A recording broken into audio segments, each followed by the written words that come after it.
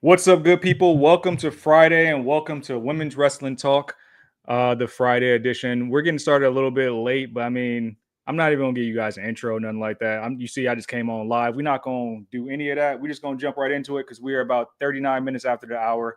We're gonna blame TK, like we normally do.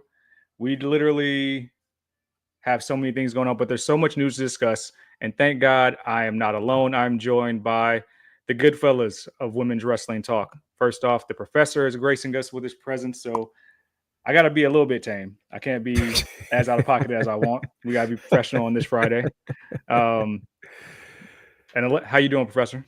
I'm good. How are you, sir? Tired. I can relate. A lot of news to get There's to. a lot going on in these streets. Yeah. Good to see you guys. Yes, sir. And then we also got the councilman. The councilman is here. Have no fear. This has been a bit of a week of change. I was about to say some wild stuff right now. Then I saw Professor Nato. I'm like, oh, let's dial it back a little bit. Like, you know what? I'm going to just put this gun right here. I'm sorry. Oh, boy. And then we have our fourth member, not Bronson Reed, but Jacob has joined us. He showed up for work today.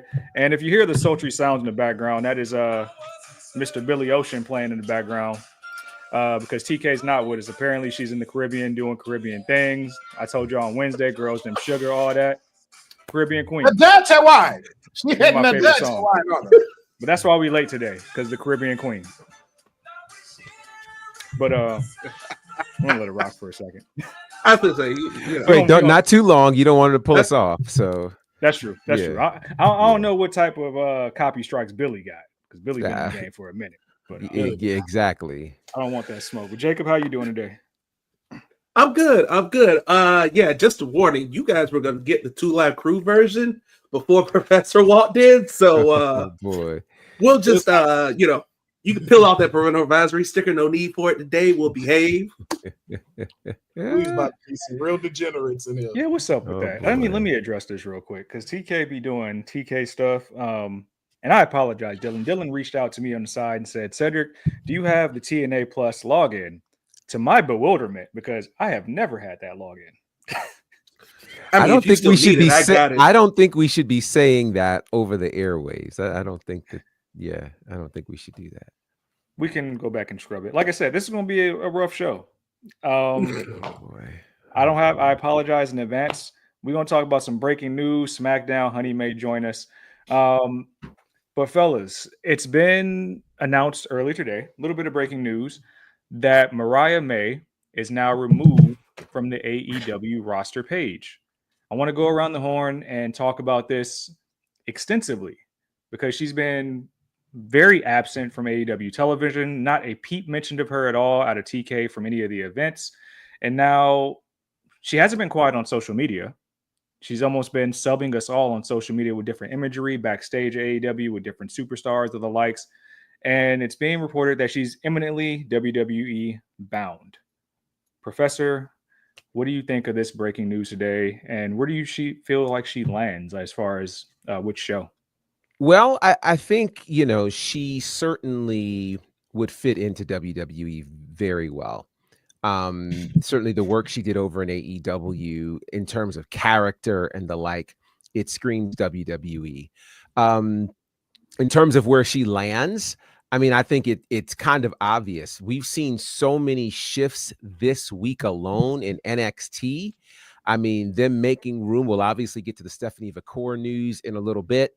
But with Stephanie Vacour kind of out of NXT, likely Jordan Grace out of NXT, Ricky Saints out of NXT, makes room for Mariah May to just slip on in there and potentially give Jaci Jane one of the shortest title reigns as the NXT Women's Champion that we've seen in quite some time. So I think Mariah May is certainly has potential to be a real star over in WWE, and she'll start that in NXT.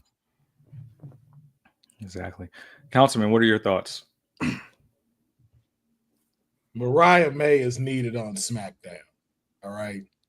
Oh. The streets want Mariah May. All right. She's an AEW world champion. Again, I get it with NXT, but after Jaci Jane winning, the timeline is reset. We are done with the longest side mission in history. Okay. It is now time to get back to our PC girls. Okay. And I don't think there's no better way than you just throw Mariah May right into the fire, because that's how it was for her in AEW. And she became world champion. So I think the same way in SmackDown, I think with the way she does stuff, put the full rocket on her. I want the vignettes. I want the robe on the little couch thing interviews with Joe Testatora. Like, let people know she is on the way. I don't care who she go after. Me, I'd love to see her go after Chelsea Green. I would love to see this. I think SmackDown would just get even better on their women's division roster if they put Mariah May along with Jordan Grace potentially going and the rest of the people they got in there for me. Okay. Jacob, before talking about where she could possibly land, I want to present a different question for you. I'm seeing two sides of the coin on social media. How do you feel about how this exit happened? Kind of quiet, assuming it's an expiring contract, not really a peep out of it, and just kind of Mariah just withers into the night, and now we know she's a free agent. Is that the best possible outcome for AEW from possibly what their biggest women's storyline in the company's history? Best possible outcome in terms of like, oh, well, we're going to lose her no matter what, so I guess this is the best way to go? Sure. Here's my problem, dog. You can't put somebody in the top spot and give them that long of a program. And no, she's only been there for 2 years, basically, maybe a little over. Like, this is a lease. I lease cars longer than this. Like, you can't put her in that spot, make her that prominent. You set her up to be a cornerstone of your division. That, like, hey, once we get through Tony, once we get through Mercedes, oh, Mariah, you finna run with the ball, but you ain't dot your T's and cross your I's. Or dot your I's and cross your T's. Like, you messed it up here.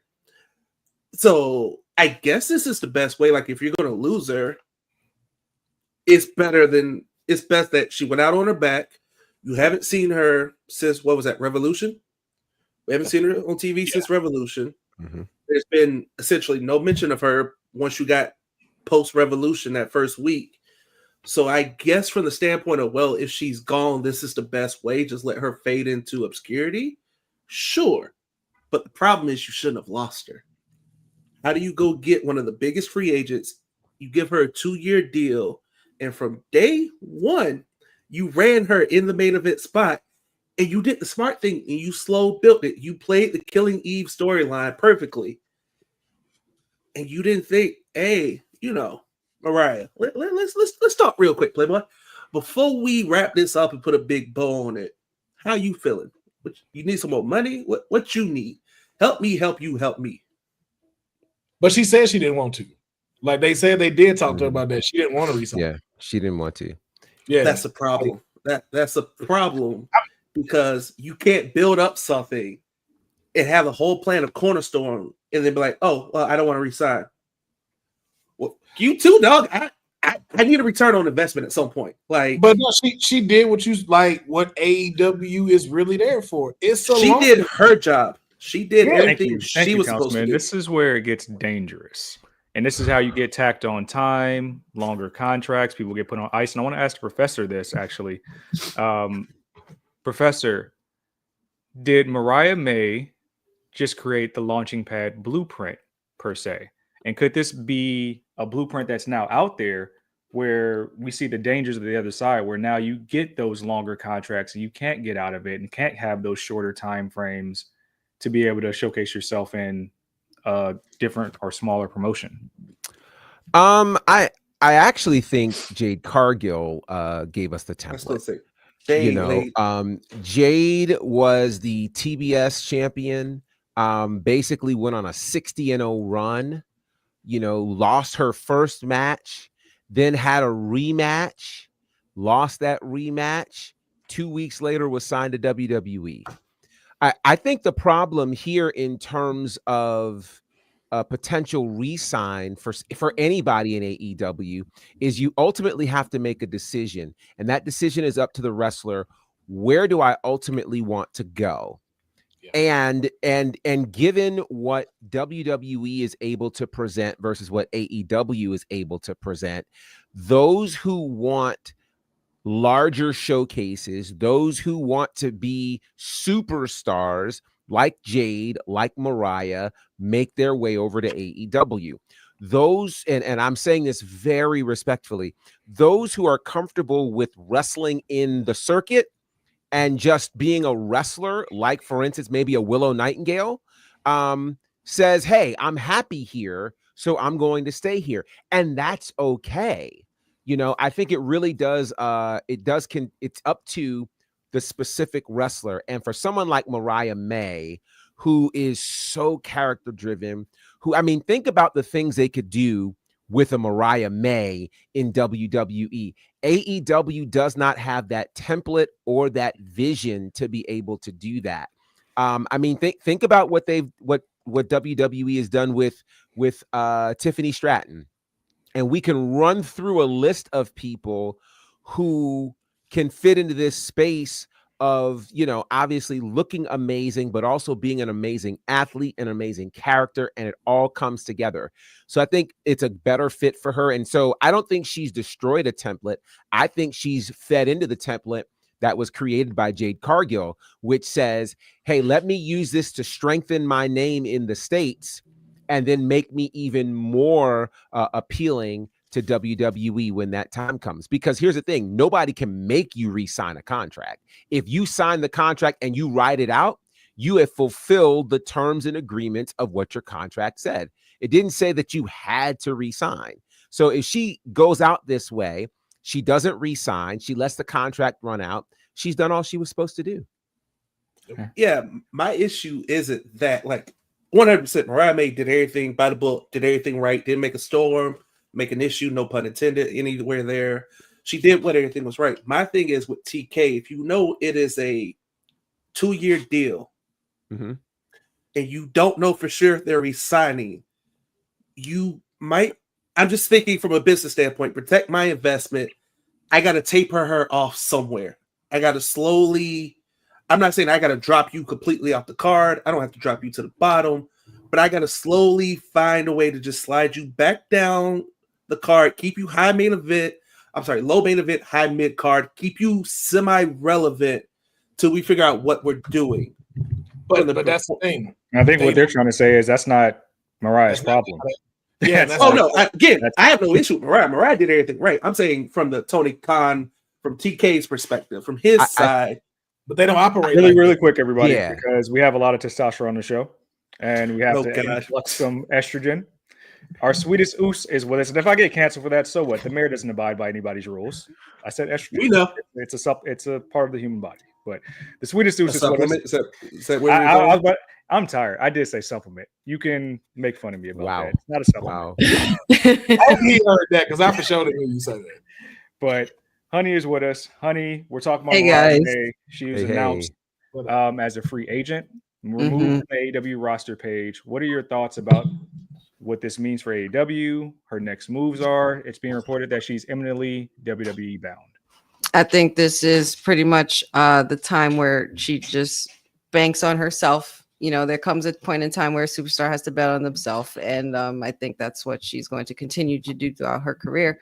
Because look, where she's gotten so far. She's been removed from AEW.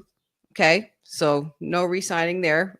There's so many more things that she could do. She could go to Japan. She could either go to WWE as well, which obviously that's the heavy talk of the streets. Shout out to this. Yeah, shout out to that. But yeah, Mariah May has done so much. I feel like she's done all she needed to do when it came to AEW as well. I mean, I feel like if you pretty much ended off there with Mariah May at AEW, it was a literally picture perfect ending, Hollywood ending, very much so. So what a great way to go out, and with someone you worked very well with, and a great storyline that pretty much changed the narrative of how both of your careers are turning as well, and just elevated it from there. So I'm happy for her. I can't wait to see where she turns up next. I mean, if she's got already her claws in WWE already, then come on, let's see it. I'm here for it. So I mean, where do you? Okay, I think I asked everybody else, honey. What show do you think is the best fit for Mariah May? I was talking to someone about this earlier because I did see these, these things surface on the net today during my lunch break. And I did say to someone, I think she'd be perfect for NXT right now, and especially where the direction of where it's going. I think she's somebody who could totally swoop in at any point given time and just take that title from Jaci Jane and toxic attraction or fatal attraction, whatever y'all want to call yourselves, move aside because the glamour is there. The glamorous one will arrive. I think NXT would be perfect. Maybe depending on how well she does, this could end up being just another Julia, Roxanne Perez, and Vicaris and Stephanie Vicaris situation where she just shoots right up and they put that rocket on her when she gets to the main roster and stuff. But I think NXT would be a great start for her. So why not just straight to the main roster though? I mean, so here's my thing. You want to give her time to learn their system. Why. It's different formulas over there as opposed to with AEW, you know? One, that. Two, here's the other thing. There's carryover, but I don't think there's as much carryover from Raw SmackDown watchers to AEW. I'm sorry. You said all that. These comments is so out of pocket today. Yeah, Cindy will look on. Like, yo, 15. Y'all we thought we was going in on TK. I was going to say, y'all doing some extra stuff. We behaving today.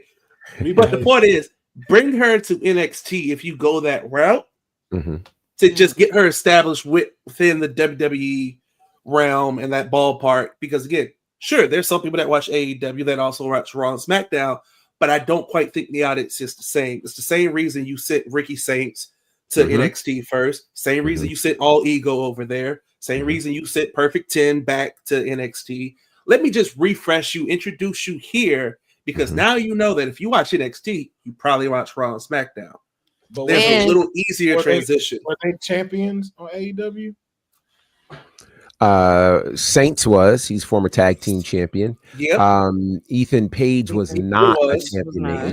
Yeah, we can acknowledge the FTW. We can acknowledge that. Well, yeah, FTW as well. So, but I think to that point, you're right. This is about introducing them to the WWE audience. And, here's what we've seen. Think about this. Think about Stephanie Vicaris, which I'm sure we're going to get to. If you watched Battleground and then Battleground specifically, when she went for that move that Booker does the thing for, right?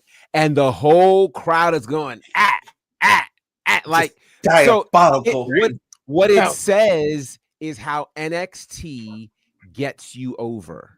And so, it's amazing how what people might call a very small crowd is so influential in the WWE universe.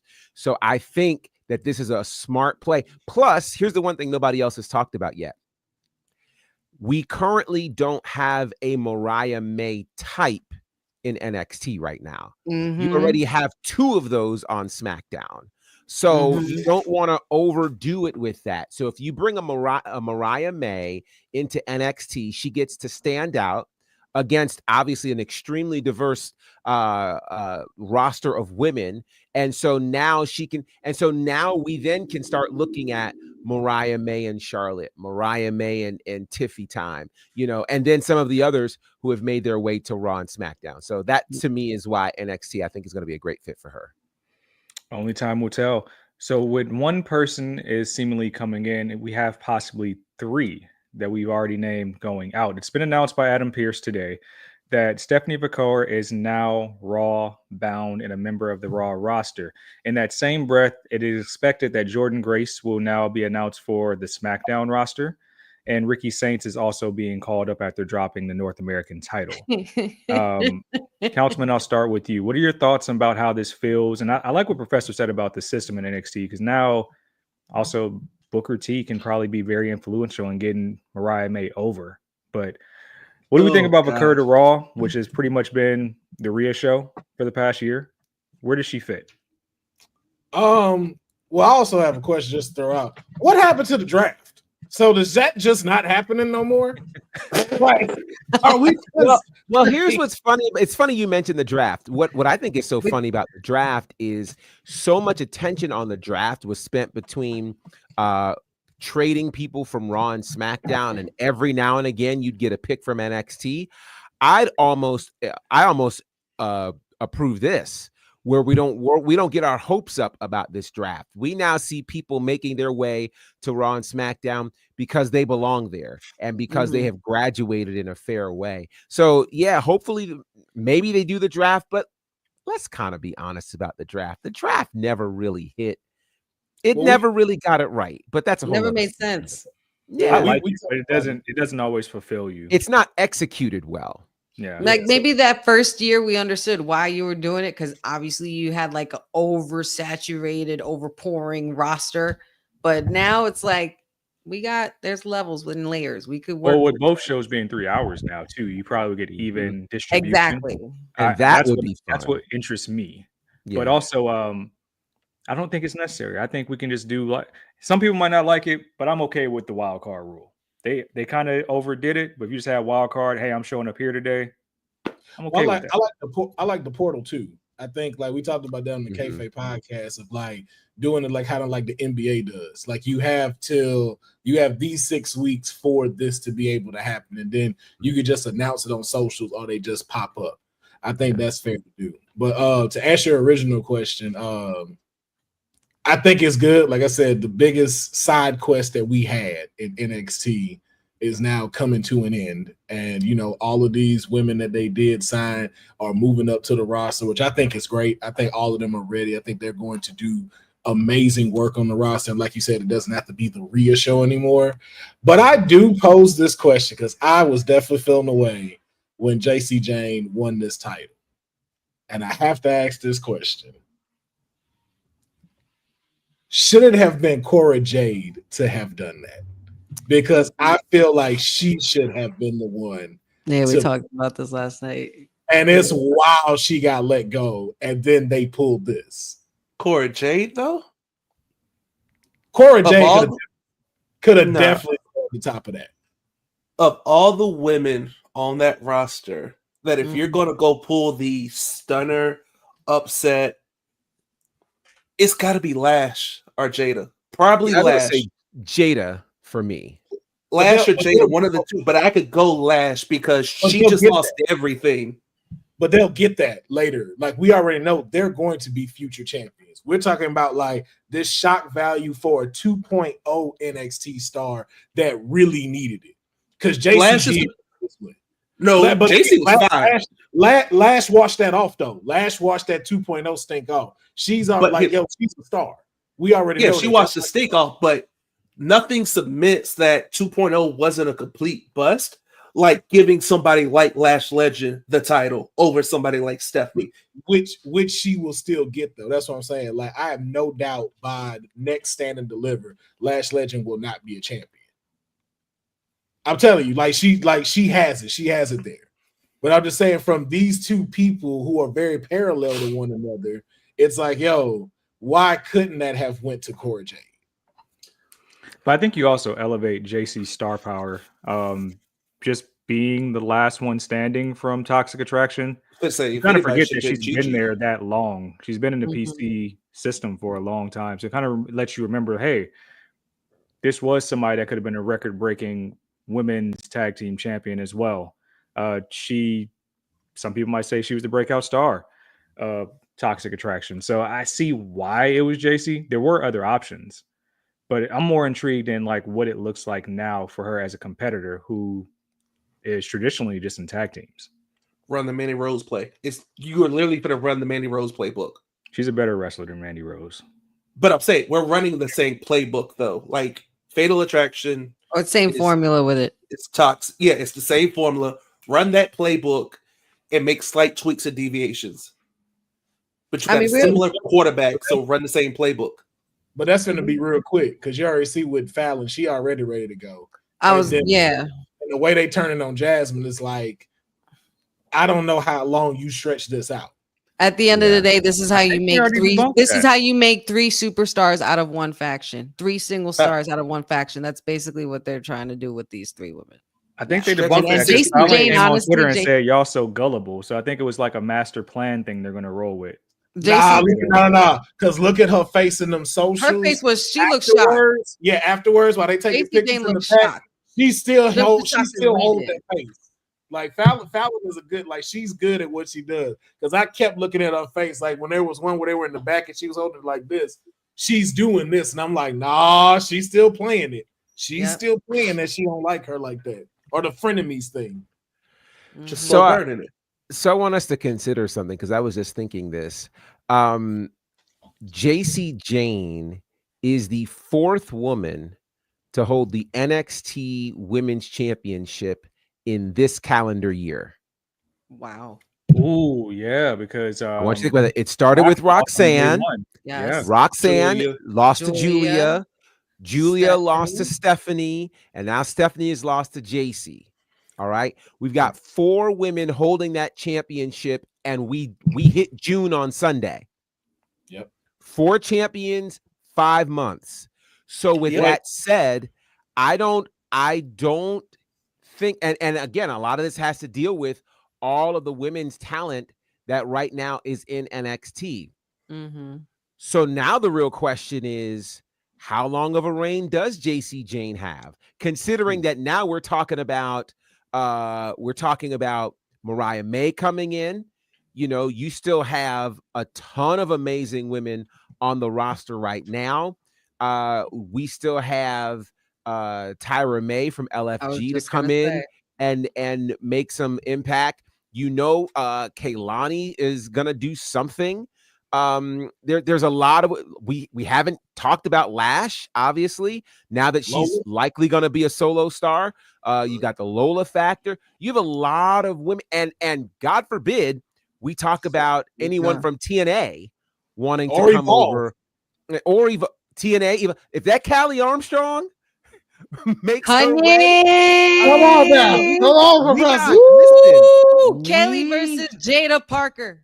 Jada Parker. So there's so many women right now that it is a strong possibility that the Jaci Jane title reign doesn't go through the summer. I think she gets through the summer. When you say 4 or 5 months, I think it might be like the rest of the year. I don't know, man. She gets through at least the summer because you just cleared the deck. You took all the heavy, you took all the heavies and sent them right on out the door on up the road. It is more or less, they're more or less all equal now. But it's also that power dynamic with Fatal Influence.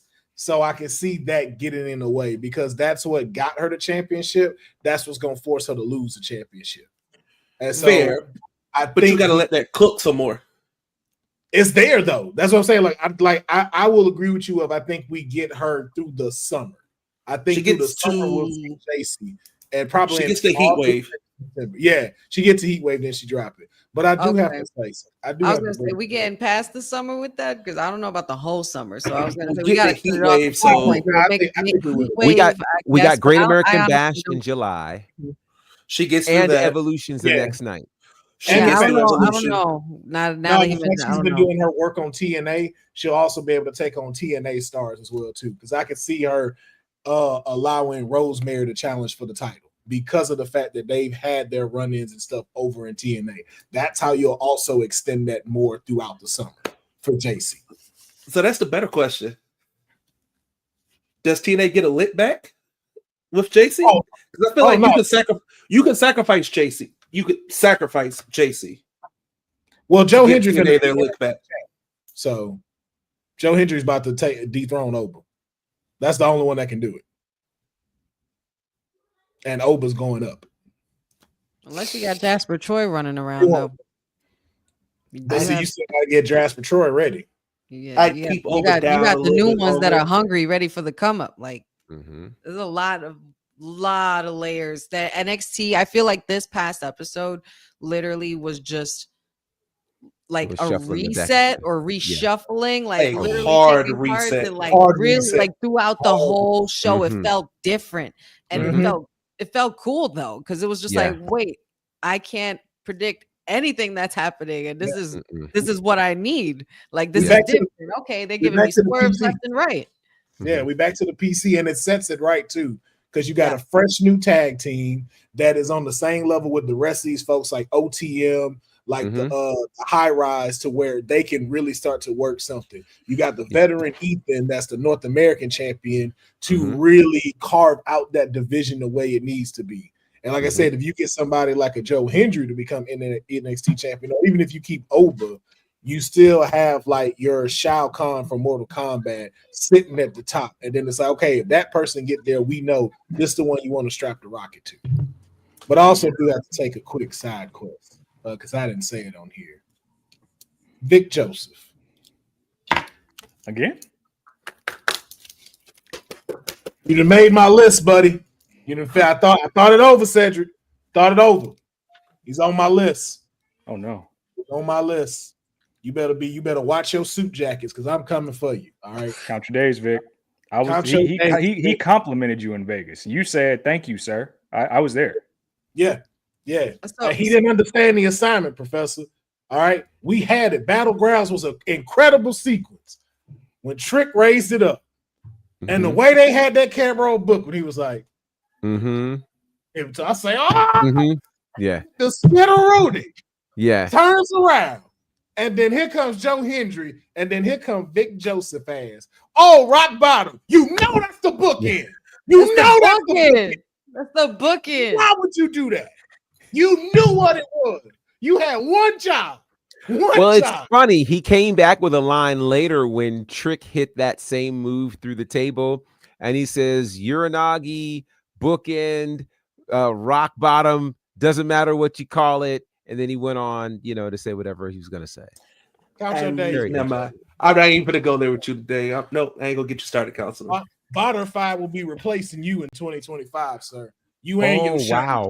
Wow. Your councilman. Wow. Now, congratulations, sir. I would love to work with Vic. Let's just put that on record. I'd So love to do did that. everybody talk about Stephanie and who? I know they're saying the reports are showing with Stephanie joining the Raw brand that we're going to get Stephanie and EO sooner than you think. Well, Stephanie's in a Money in the Bank qualifier this Monday. Yes. So they've wasted no time. They've wasted no time. We Yeah, talking they're not playing. If Stephanie works Worlds Collide and goes across the street and wins that Money in the Bank contract, why she could do it. She definitely can. That's why, and you know what's crazy? It explains it when we were talking about, okay, we breaking out the heavy hitters for this, Rhea Ripley, Alexa Bliss, and so on. And you know what I mean? And now it's just like, what are we making way for? And now we're deducing what it is, and it's Stephanie Vaquer. La Primera in the Bank, man. Or is it? Because remember, you've got Roxanne and Julia in there as well. Not only that, don't sleep on Alexa Bliss and who my pick for SmackDown. Hey, the Money in the Briefcase wrapped around in caution tape. Naomi, and that's going down tonight. So I think this has potential to be the most star-studded Money in the Bank on the women's side we've seen. Back to Dylan's comment. Shout out to the estrogen. Never mind. I was gonna say, can we put that on the shirt? But I want to get back to keep killing it, man. Keep killing it. Stephanie has some programs. Where does somebody like Ricky go? And what would Jordan's first program be on SmackDown? All right, Ricky Saints, Ricky Starks. There's two ways you could do this. You could, one, put him by Cody somewhere in that orbit and atmosphere. And it might suck, but at least it stamps him as a made man and gives him some weight behind his name. Or you send him gunning for whatever mid-card belt. Like, you send him heel, you send heel Ricky Saints up there, and you have him gunning for whatever mid-card title. Man, let's hit this heat, man. Ricky Saints and LA Knight. Give me that rivalry. Give me that. I don't want that. Here's the problem with that. Here's Why? why I don't want that. Here's why. Okay. Because every time I open up Twitter, all I'm gonna have to hear somebody go is, "Look, it's Rock Diet Stone Cold versus Diet Rock. Look, So they let's can't let get go it of the out the way. 90s. Let's get it out the way. Let's just Have not more do it. reason to Let's not- capitalize on the fact no. just to, like, you know, Let's just not do talk it. about the You don't elephant in need the to do room. it. So if not him, then what about Carmelo Hayes? I was gonna 'Cause say you need Melo's somewhere another option. That's a You good need one. somewhere to showcase Ricky first. Like, I don't even think necessarily need to be in the title reign. It's like, let them get to know who Ricky Saints is. And you need to let him spotlight his mic ability and his in-ring work. So he needs somebody to go, oh, it's the new shiny thing. Like, yo, and especially with The Miz now in Carmelo's corner, I think that's a great mashup with him to be able to show how he adapts here on the main stage. I'd rather that be November-ish. Once you kind of get Melo out of this Miz orbit, or you give Melo a few more wins, get Melo a little more momentum, then let's go Melo Ricky. I don't want Melo Ricky now because you feel like Ricky needs to look good, and like let's let Melo cook some more. Let's get Melo in what's a lot more people would deem a positive pathway. So about maybe 63 days after Ricky debuts, we can get to Melo. So then what about Ricky versus Miz? Oh, absolutely. Miz can take these all day. Mhm. If we go Ricky, Miz, and then it moves into Melo, I'm fine. I don't want to go Melo, then Miz, or Melo first. Yeah. You don't want him to lose his fire right now either. Right. Miz can take pins all day. Miz is a first ballot Hall of Famer. You can heat Miz up if you need to make him a world title contender like this. It hurts Miz none whatsoever. And give him a good Miz TV segment just to stir the pot up with Woo! the interview and stuff Mhm. like that. Highlights, That would be highlights fun. his mic work, all that. So Because yeah. you know Miz will push buttons because you know he can. Honey, how long before Jordan Grace takes that U.S. title away from Zelina? Evolution. That was diabolical. That was beautiful. Oh, see, That's the way he phrased it. That's the way. How long? Here's the current that champion. was He's the diabolical. current champion, and Jordan's going to SmackDown. Jordan not about to win the World Women's title right now. Hold on. Dylan, can we please clip that last 2 minutes or so? Like, we need that, please, Dylan. Wow. That was beautiful heel work, said. Beautiful heel work. That was outstanding. That's not an unfair question. Beautiful heel work, It's sir. not unfair. It's just the way you. It's a fair question. Tiffany? Mhm. No. It's a fair question. Very Wow. fair question. Beautiful heel work, though, to set it up. Beautiful. Wow. Fair question that I will not answer. Mm, Okay. I'll pose the same question to everybody else. mm. When is Puerto Rican Day Parade? Just nod your head. Will it First bypass Sunday. 63 days? Just that you think Zelina go if she gonna be that. I say by evolution. She gets it in like a triple threat or something. I'm not saying Yeah. Zelina has to eat the pin. It can She be a might fatal go four-way. Yeah, she might Evolution makes sense for a few reasons. For that to happen, for It's her backyard. Exactly. So yeah, I would say that makes sense. I don't know if I want to do this, but I'm gonna tackle it. Cindy says, here's why I don't think Stephanie Vacour wins. That implies they slow cook her on the main roster. She's already over. Have you been well, let me many of the women's Money in the Bank winners cash in pretty quickly Within like a month. Yeah, I mean some even cash in that night. So I don't think this is a slow burn on Stephanie at all. I think if anything, it's the guarantee to say she's your next women's world champion. So I think we could be looking at that. The problem, though, is there's a case for just about everybody to win it so far, with the exception of Rhea, because as much as people want to say it's an accolade, listen. Here's why Rhea does not need Money in the Bank. There's so many reasons, but this is a woman who talked herself into a WrestleMania title match, so she doesn't need strong arm. Yeah, I mean, like literally privileged herself in there. So she does not need a Money in the Bank contract to do that at all. it would be better suited for almost anybody in all of that. But I think there's plenty of reasons for Stephanie to win it, as there is for just about everybody else in there. Can she get the Bailey treatment from WrestleMania and get taken out so someone else get a chance? Like, I think that's good story. No. That's honestly how I thought Stephanie was going to get added to the match. I didn't know she already had a qualifier. Yeah, you need Rhea because you need a base. You need a what? Rhea's going to serve as the base in that match for somebody to do something incredibly stupid or flippy off of. So you can't take Rhea out the match unless Nia wins tonight. I don't think there's so many other people really that flippy tight. I don't think there's Rhea's so many really flippy tight though. There's so many other people. She could probably try to like riptide somebody off the ladder to get him down from trying to get the briefcase or something. Like I see something like that. I don't know. She's kind of the Kane big man in this. Yeah, that's what I'm saying. She's not going to be doing the flippy, but you need the muscle / the base for somebody to go do something flippy off of. Like Rhea's trying to move who? Let Raquel do it. Let's see a disgusting pop rocks on Rhea Ripley when she tries Unless to we get that. Briefcase. Unless we get that. Or if I get the devil's kiss to Rhea on the top of a ladder. Speaking of pop rocks, shout out to CM Punk doing the pop rocks last Saturday. That was a code red, sir. That was a code red. Put some respect on it. That was a code red. It's literally pop rocks because he's Roxanne's freaking mentor. It's a code red. Put some respect on that man's name. Don't you Vic Joseph this, Jacob? Oh, I 100% will. Don't you missing the assignment? Mama named it a code red. Damn it, it's a code red.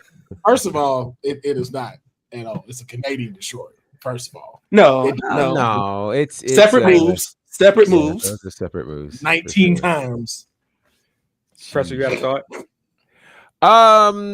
No, I think again, there's a case for almost everyone in this Money in the Bank to run away with this, except for Rhea. So I think if anything, Rhea's in there for additional star power. So whoever wins it says they can beat Rhea Ripley. I think that's really the purpose for that. Yeah. A lot of great stuff happening in these women's spaces, and now we have even more as we are on the road to Evolution.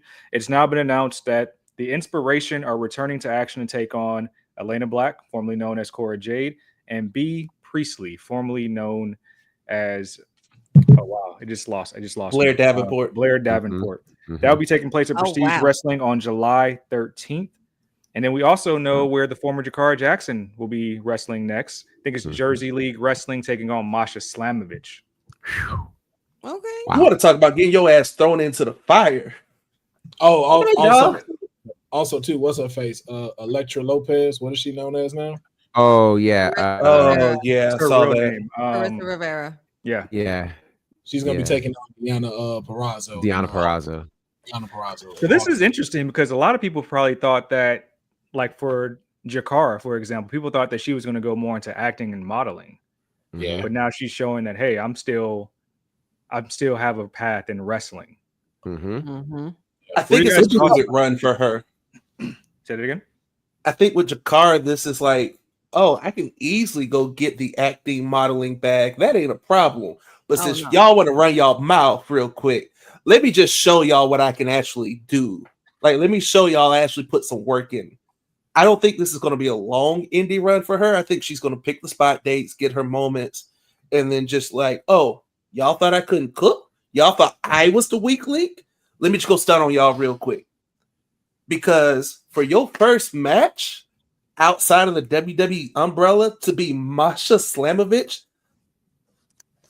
hey, you want to talk about throwing your ass in the deep water and into the fire? Hey, dog. With the wolves. I love you. I appreciate you. I hope you can swim, my G. I think she can do it. We gonna find out.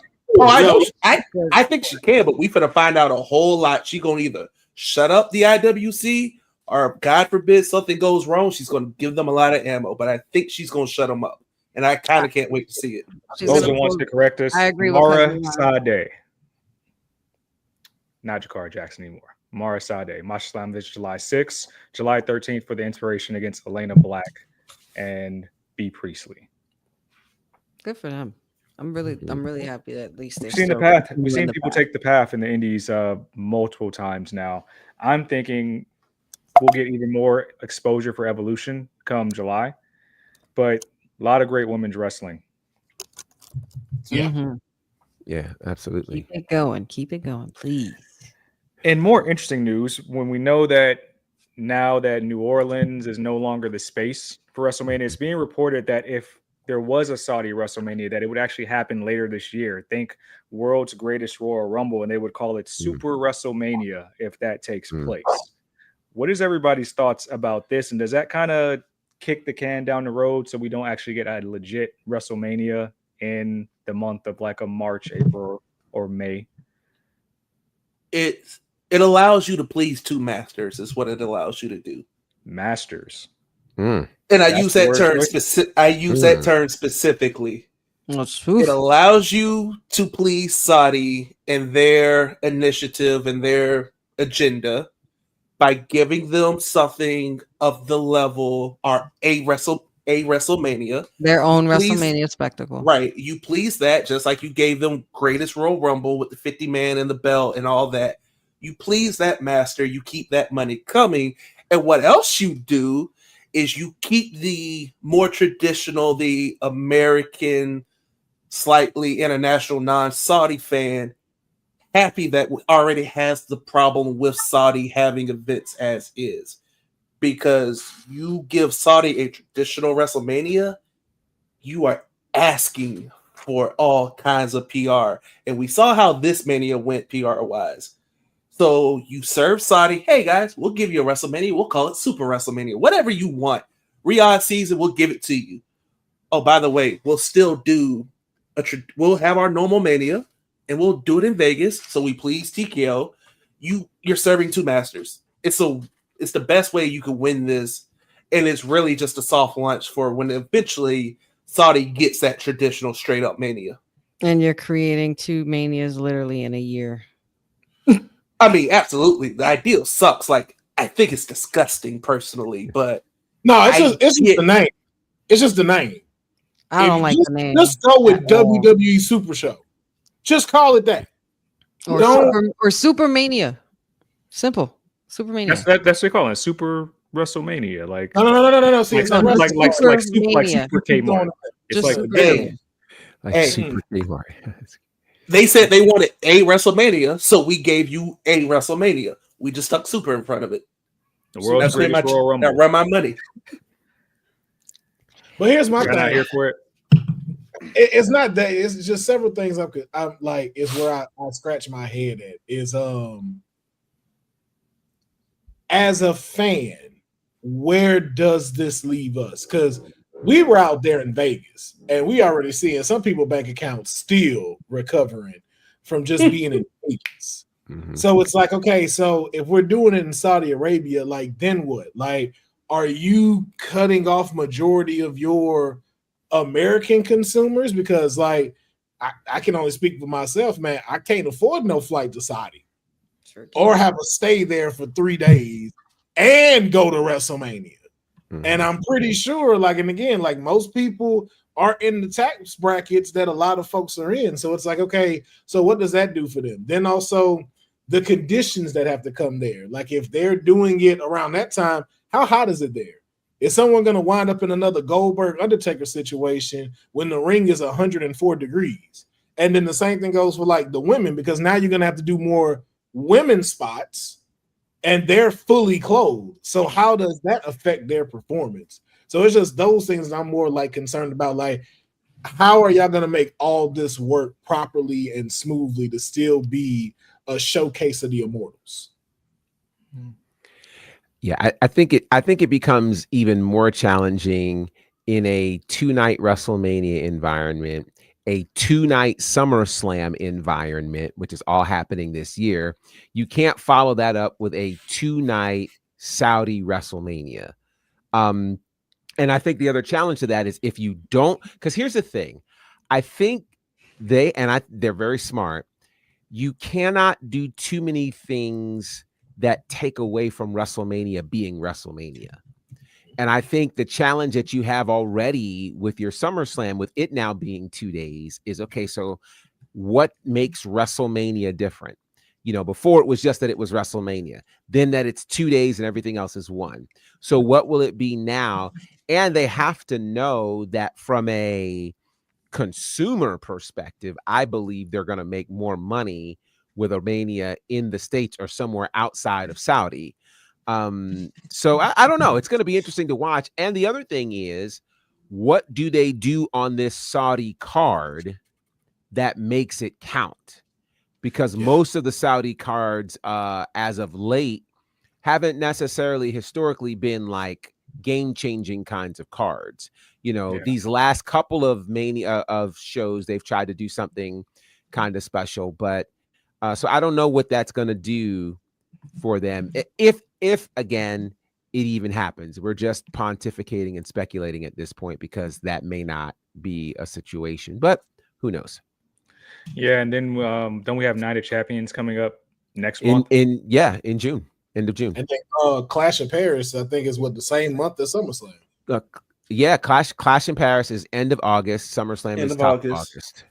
Mm-hmm. We got a pretty big show happening in the next 30 minutes. I believe we're going to have the Honey Night watch along for SmackDown as well. We're going to be in Knoxville, Tennessee. Honey, what can we expect from SmackDown tonight? So for SmackDown tonight, we got some more Money in the Bank qualifying matches, both for the men and women's side. Of course, we love to do ladies first. Jade Cargill versus Nia Jax versus Naomi, another Money in the Bank triple threat qualifier. Bianca Belair will also be having a homecoming in Knoxville as well. We can also expect for the men's side for Money in the Bank qualifying match, we have Jacob Fatu versus Andrade versus Melo. So basically you're adding game 7 and a Samoan werewolf. So it's like, whoa. that's going to be pretty fun. And then of course, you know, the feud we've known and loved since pretty much it all went downhill from Elimination Chamber. Cody Rhodes and John Cena will both be on SmackDown tonight. So I'm really intrigued to see what transpires there. Plus, if there's going to be any aftermath as far as, you know, the appearance from the Wyatt Six with their amazing finale last week, maybe more Aleister Black. I did not get to see if there were any like pre-announcements made by Nick Aldis, only because I was en route from the honeypot and rushing to New York City traffic for that. But you can expect a lot to happen tonight for SmackDown. I think I'm most interested in that women's qualifier with Nia, Naomi, and Jade. Mm-hmm. If anything, for the fact that I'm not going to act like I didn't just see everybody in the women's roster just partying on a boat with Natty this week. Right. The boat, you mean? Jade and Nia weren't there though.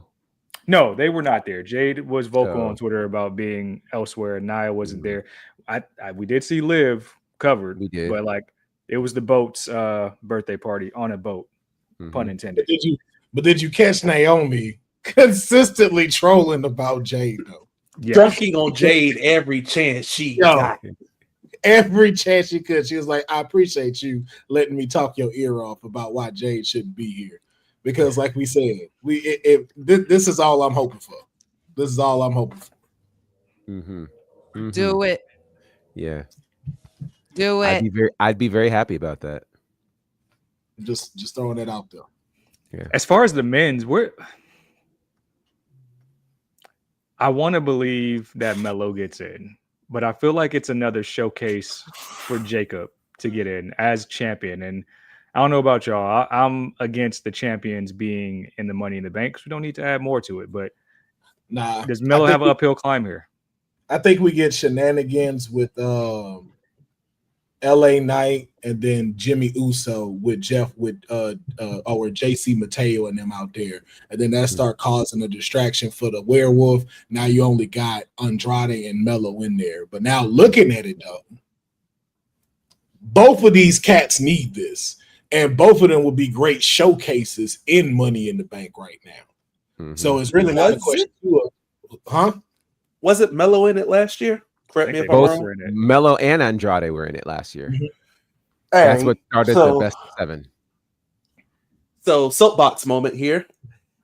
Like said, why are we putting mid-card champions in these matches? Why? You are devaluing your mid-card champion because they either have to win and then go into Money in the Bank, and I don't think you're going to let them win that because it kind of defeats the traditional logic of, hey, once you win the mid-card belt, the next progression should be you should get a crack at world champ once you drop mid-card title. See Gunther.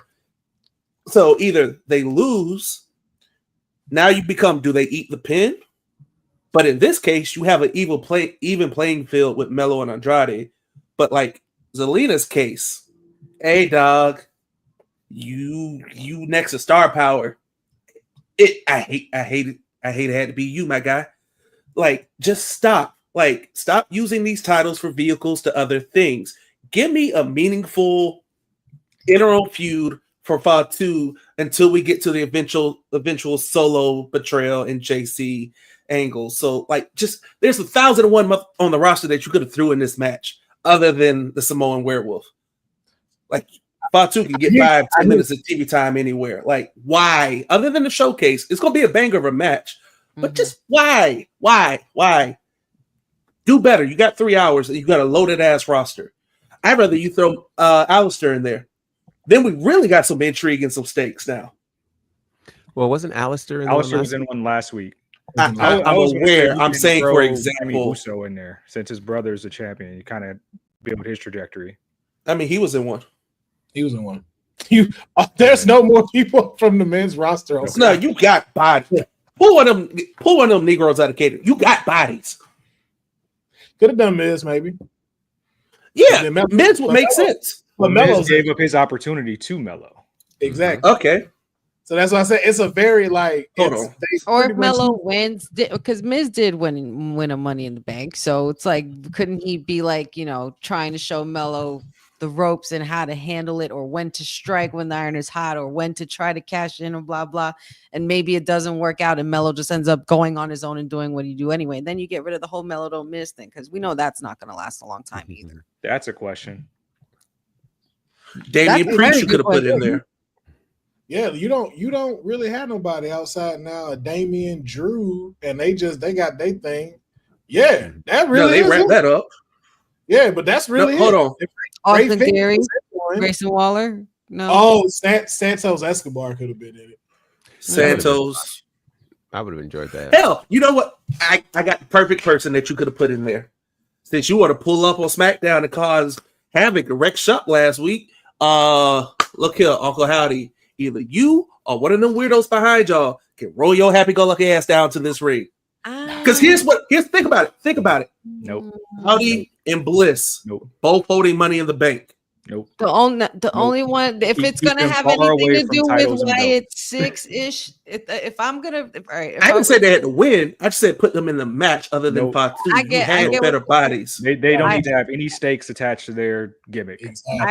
Yeah, I understand what you're saying. I think the only kind of involvement we would need of Wyatt 6 would have to be done on the women's side, being that Alexa Bliss is part of this Money in the Bank match. I'm not sure. We're still not sure what side she's on when it comes to this, because apparently she's the Fiend's friend forever, but who knows what Uncle Howdy and the Funhouse friends are feeling, being that this is a different kind of Funhouse. You know what I mean? Maybe, Sister Abigail, aka Nikki Cross, will have something to do with Alexa Bliss not obtaining that Money in the Bank, kind of mirroring what Bray did to Roman years ago. I forgot what year it was, but it was a while back when pretty much the lights went off and all of a sudden the lights were on and Ray's at the bottom of the ladder, knocks it off and has Roman miss his shot. I'm just throwing like scenarios out there. Like, I feel like that should be the only kind of involvement. They shouldn't be in the match. They don't need none of that. I don't think that's not what we're going for with them. We do have a perfect person who could have been in there, because I had no idea he was also signed to SmackDown. R-Truth should have been in this match. Oh Lord. R-Truth should have been in this with Melo. Tell them. You should tell them really quick. Because R-Truth should dethrone John Cena for the title. Tell him.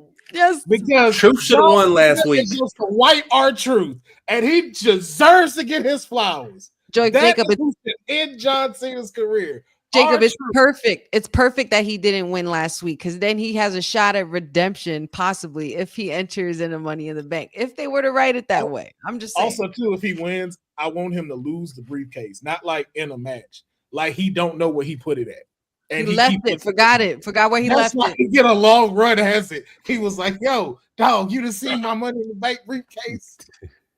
Like, You I can get write it. that for about a good 6 months. And a Hey, good you part of me can't finds put that that All of enjoyable. a sudden, when he finds it, it's like under the commentary table or something like that with Michael Cole or something. Him trying to cash in every time and be like, "Hey, where's the briefcase? Where's the contract?" My bad.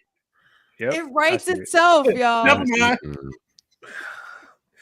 I just feel like it'll get old a lot quicker than we think it would. As Wow. old as the way the 24/7 championship ran, that was fun. Like, That Also, kind of never wore thin forget. on me quick. Otis was Money in the Bank, so Very true. if we can do that, Let's forget that. good God. we I can give hated our that Money in the Bank, man. I hated that one. So That That's- was my favorite one. Isn't that the one that killed Reagan? The one. Yeah. And then he showed up the next Later night. did they it. threw him over the building. Oh my showed- God. he We showed saw up the next murder. showed up the next night. Showed up to work. Like it was like Yeah. Chad Gable, getting Right. blooded up from Chad Matter of Gable fact, I was see Uncle what- Howard. left a little bit because we was like, "Yo, is Chad really dead?" Wait, Yeah. hold on. It's a miracle. I see what Dom be saying about his daddy because Ray no-sold the murder in the pandemic. He no-sold lost an eye eye. injury in the pandemic. That's why Yeah, he's there's a lot dead. of things that happened in that pandemic. Yes, and Good this is why Dominic, emancipated himself from that debt because that dude is never. That's the true scumbag right there, Rey Mysterio. Because how the hell you get we thrown hear off the the word emancipated on this show? Because all I can think Not about is Mariah Carey when you emancipated. say that. Oh my God. What's the word? What's the word where they be like, "Yo, I don't." You're not wrong. Period. Disowned. However, No. It's a legal term that they use. he's not wrong. Yeah.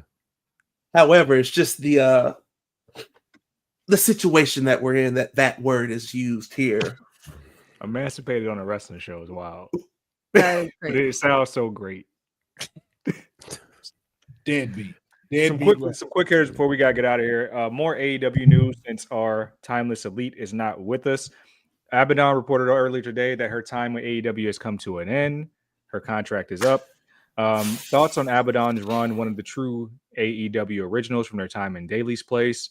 Never really felt like they gave her just due. And what do you guys think she goes from here? Professor, I'll start with you.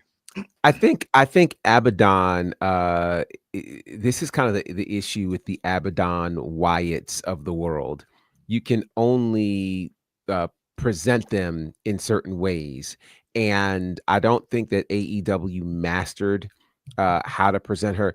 Abaddon was all kinds of scary. All Terrifying. kinds of, and to Abaddon's credit, in the early stages, Abaddon had no problem like not talking, just scaring the crap out of people, which was amazing. And then I think toward the end of Abaddon's run, there was a space where we started to see emotion and we started to see, and it just humanizing Abaddon doesn't work. Like that just, I mean, if you're a living zombie, then there's no humanizing you at all. So I think, and again, that's not AEW's forte. They are a space that calls themselves where the best wrestle. They don't do a lot of cinematic presentations very well. And I think Abaddon is a character that certainly is different for AEW, but I don't know that AEW knew how to fully present Abaddon. Anybody else have thoughts on Abaddon's tenure in AEW and where she goes from here? She should have got they should have got a mid-card run. I feel like like Professor said, they are character first, but they could very easily go in the ring and you could easily do a short program with them. Just as, let's get person A over. Let's use Abaddon, but let's also highlight Abaddon while we're at it. I think they fit in perfect. Saw somebody say TNA with Rosemary, Havoc. You can roll them into that bunch. They'll cook. Undead If you Realm, need to add something else to the Wyatt Six, if you really wanted to, it's not that far of a stretch. The problem is Abaddon isn't Danhausen. And I feel like Fake TK saw Abaddon like the non-male equivalent of Danhausen. And they both have not had the best runs. Danhausen had a slightly better run, but it was just mismanagement. Great in ring, just not in the right place to be used to their best ability. So I think TNA is probably a good fit for them. Yeah. Yeah, I say the same for Abaddon. Like I think NXT not NXT, TNA with what we seen them do with characters like that, and even characters that aren't even so far off the radar like that, and like a Matt Hardy, like taking Matt Hardy's vision and bringing it. Yeah. Why am I being shaded? I didn't ask the host today. They just fell into my lap. Okay, I post the comments when I see them. It's a tough gig. It's a tough gig. Next on AEW topics, I wanted to talk about this before we get up out of here. A fan asked Deonna Purrazzo on Twitter if she'd be appearing on Dynamite on Wednesday, and to her reply, she said, "Hey, yeah, maybe in picture. Is this a part of a larger problem that we're seeing, that she's actually vocalizing her displeasure?" I think we talked, maybe it was the councilman and I previously about these AEW stars that are getting put on Ring of Honor and not really on Dynamite television after their original debuts and things like that. But Professor, what do you see coming of that vocalization for Deonna? You know, here's the thing. In AEW, they are not as strict about social media policies, about how people express themselves.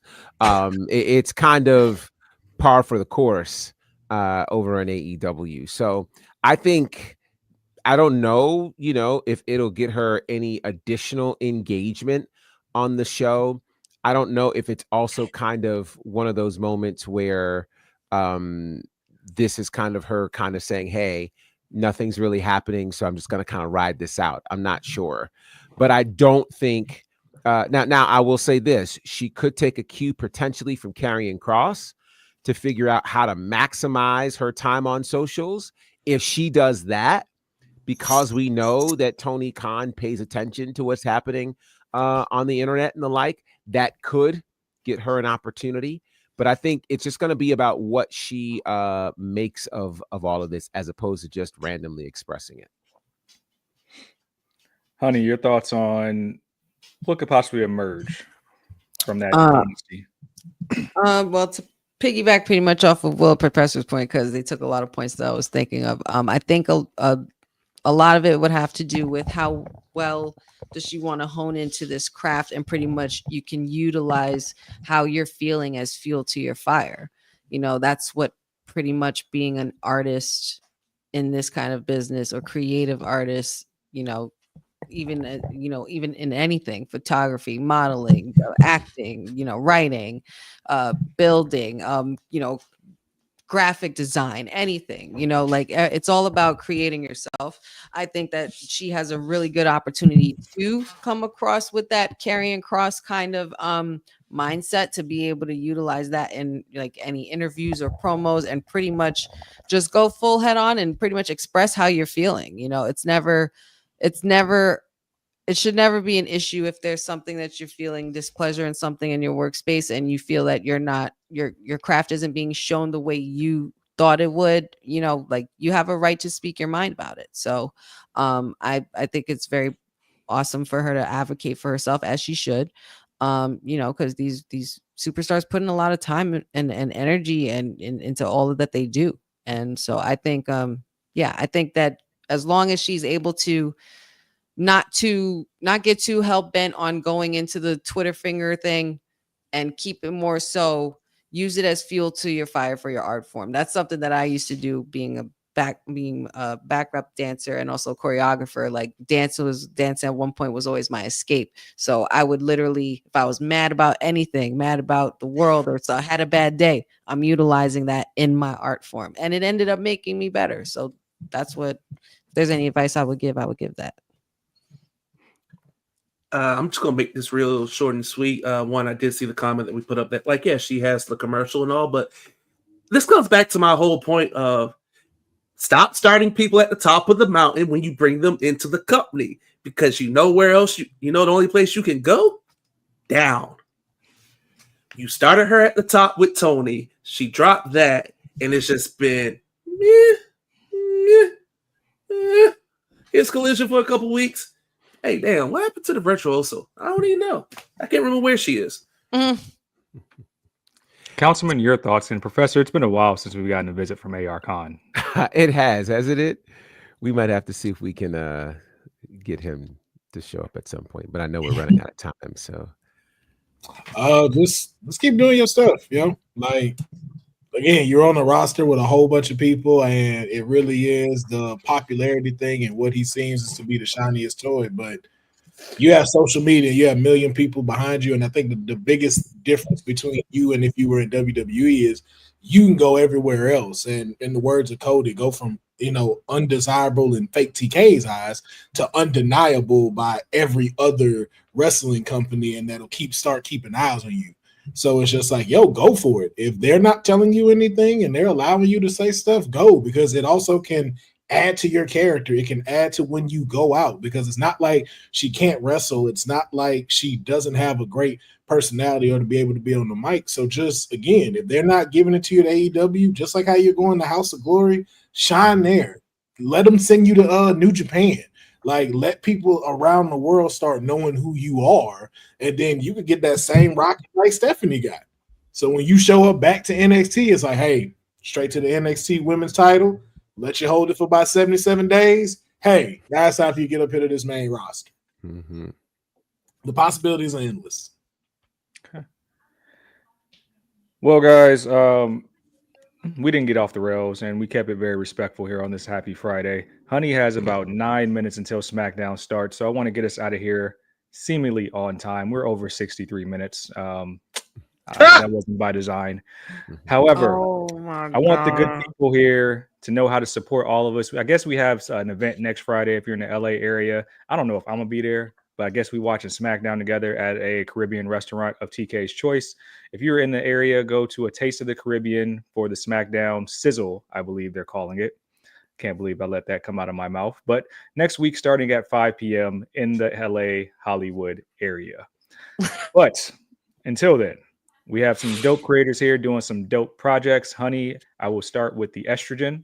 How could the good people support and follow you before the watch along here tonight? Well, first you guys can follow me and support me on the watch along as well. If you're not, you kind of been missing the boat. You know, we're here with WWT Live. I'm happy to see you guys. I know it's been a minute. The Honey Pot's been cooking a lot of things. WrestlingWithHoney.com coming soon. Wrestling with Honey podcast in full effect before the year is up as well. Going to pretty much here Monday, Wednesday, Friday. Follow me on Wrestling with Honey on all the socials. Wrestling with Honey podcast on YouTube. Like, subscribe as well. And trying to think of anything. Oh, Kayfabe podcast. Hello, Kayfabe podcast. Only part of the Kayfabe trios every week. Stay tuned for those episodes as well. We have a pretty fun time. Also, if anybody's going to Fanatics Fest, look for me. My girl might make some waves in there. Might be doing some stuff up in there. So I'm excited. Jacob, how can people follow you and all your writings and musings? You can find me on Instagram at still waiting on TK to send the check and renegotiate my contract, because this ain't cutting it, boss. You can find me on Twitter at _JDella. Find my writings and musings over at anscape.com. I drop the monthly buyer's guide for sneakers every month. Plus, got a few other little things in the pipeline. And I'm just going to throw this out here now, so this way, largely, I can hold myself accountable. Views from the Hard Cam. New podcast, new project. End of June. I guarantee it.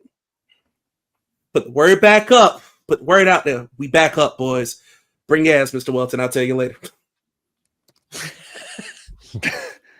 Okay. I guess I just got signed up for more work that I did not approve. Councilman, how could the people support and follow you? You could just find me at Bring Back Shoney's on all social. and YouTube and Twitch. Wow. Wait, what? Wow. We had a big talk last night. And, this is why the world is so messed up, because Shoney's doesn't exist anymore. All right, There's a couple. There's a few. Wait. I just want Scott Steiner owns like 5 of them in northern Georgia. What are we saying? Not lying. Huh? What is the word? Shoney's. It's a restaurant. Shoney's. Oh, okay. I thought he was saying chonies, like underwear in Spanish, and I'm like, what are we talking about? Sir, we said we staying on the rails. I don't know if I should be questioning what they were saying or what you were thinking, said. So I thought I heard chonies. I've never heard of that restaurant. Shoney's. I'm gonna go get some. Shoney's. SHONEY''S. Yes.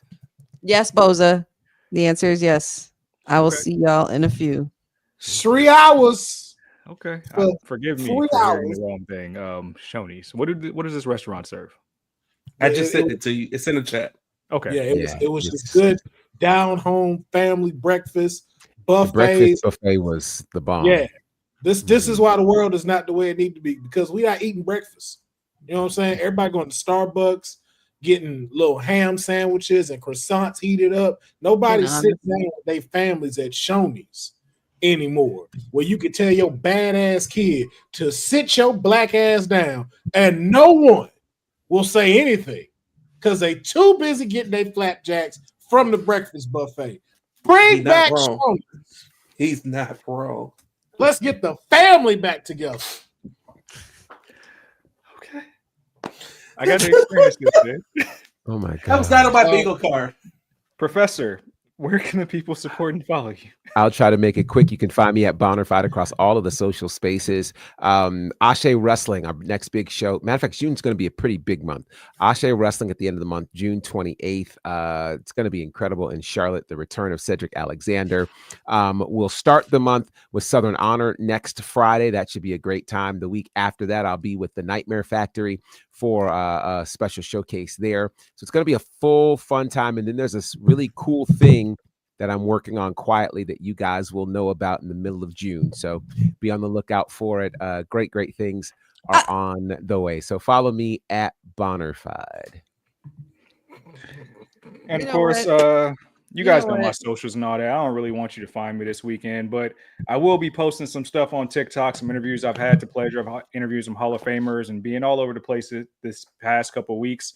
I think I'm going to be in the building next weekend at Worlds Collide. Maybe the councilman will be there as well. I am planning on trying to go to Evolution in Atlanta. Hopefully I see the professor there as well. Shout out to the homie Scoofius. He does this very dope art. I want to make sure I display this every time I'm on the air. Follow Scoofius on Instagram. He makes a lot of dope wrestling themed art. This is Bianca Belair, and I'm actually giving away one of his pieces. So if you guys have emailed or DM TK, let TK know I'm giving away this tag team wrestling piece that he made right here. Again, it's Scoofius, Skufius on Instagram. But until next time, guys, we are the #1 women's wrestling podcast on the planet. And maybe we'll be here on Monday. Maybe we won't. And if we not, of course, you're going to have to blame TK. And I ain't got nothing else to do with me. So see y'all later. Why?